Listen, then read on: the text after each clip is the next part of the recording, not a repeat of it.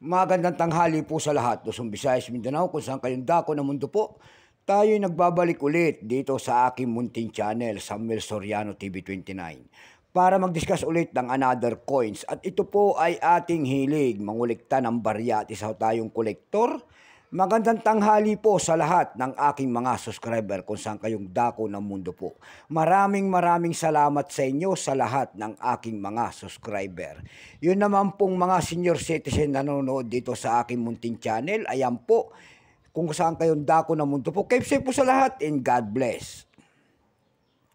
Yun naman pong mga hindi pa po nakapag-subscribe dito sa aking munting channel at gusto nyo ang ganitong mga topic po about coins, ayan, aanyayahan ko sana kayo at malaking tulong na po ang inyong gagawin tulad ng pagpindot ng ating subscribe button, like and share para ma-update po kayo sa mga latest ko pang gagawin mga video po.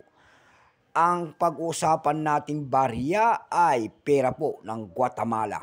Ayan, world coins.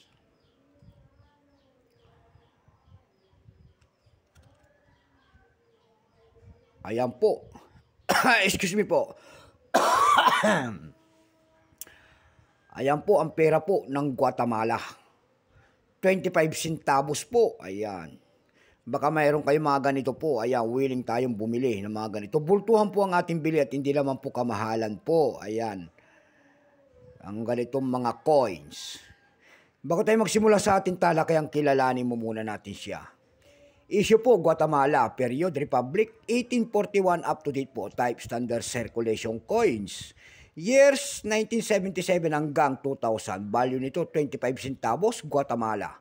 Currency, Guasal, 1925 up to date po.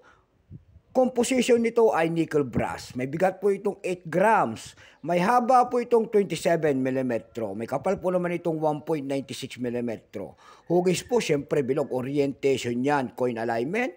Number N-2437. Reference number KM-278. Ito pong year 1993, ito po ay 13%. Wala pong maipakita ng Guatemala kung ilang piraso ang ginawa sa barya na ito.